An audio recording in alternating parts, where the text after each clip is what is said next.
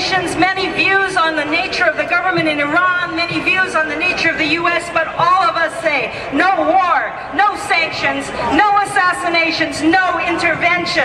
Everybody in the world is against war, except the Pentagon and the number ones.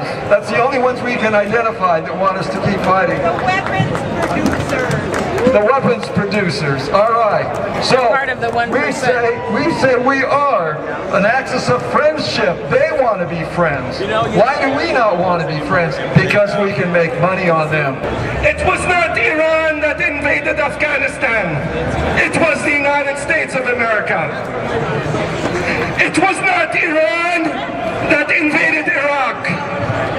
But indeed, it was the United States that supported Saddam Hussein to invade Iran the first time, and then invaded Iraq after he invaded Iran.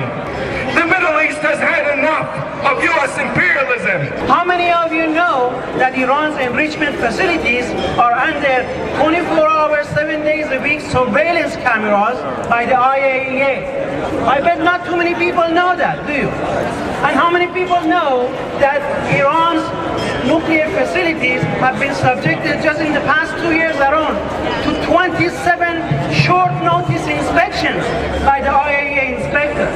A week after the IAEA came out with its report and said that all those 6 outstanding issues have been resolved, suddenly we see the laptop of mass destruction.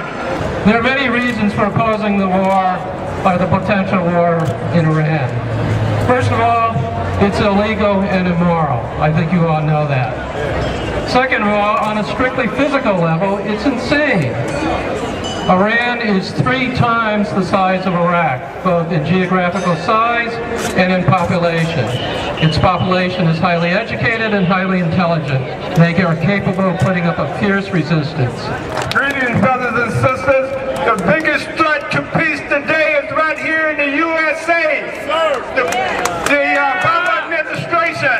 Here we are talking about a war on Iran because Iran supposedly is producing some nuclear weapons. Well, it seemed to me last time that I checked that the United States had over 67,000 nuclear warheads, and Israel had hundreds of warheads. So what gives the U.S. and Israel any type of moral authority to say that Iran or anyone else can have any nuclear weapons for nuclear energy, for medical sources, or to defend themselves? Because the United States is the only country that has nuclear weapons and that have used them against the people in Hiroshima and Nagasaki. They're talking about that Iran won't let the International Atomic Energy Association come in and do full inspections of the Iranian nuclear facilities.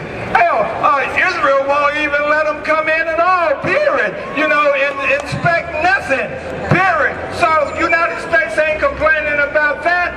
The invasion and regime change in Iraq had nothing to do with the weapons of mass destruction.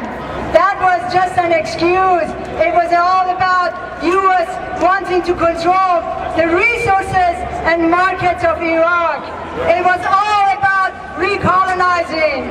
What the imperialist powers really want is to have control over the oil resources of the region. They have no problems with nuclear power. They don't even have problems with nuclear weapons.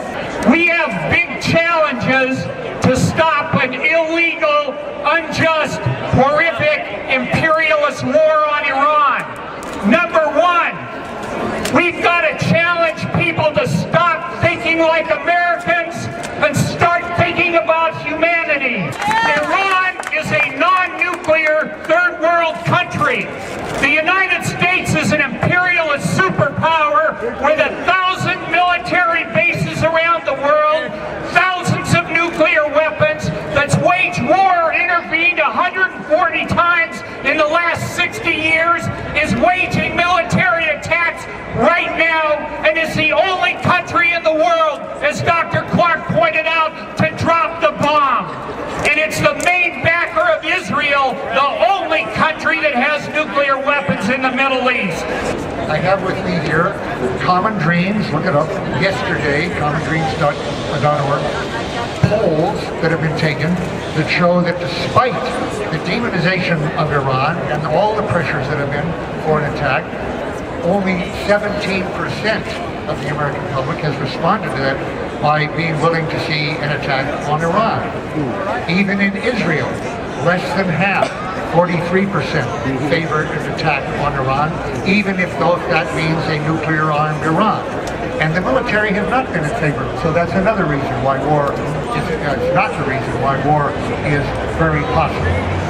The people who want that are prepared to see a catastrophe happen, almost certainly. Why that is, it's hard to say, but it's true in Israel and it's true in this country. Our presence here today shows that it's possible for this attack to be postponed and avoided despite the pressing of the president or of the leadership in Israel, and that's our job. So we're here again, right? Yeah. Our country is contemplating yet another war.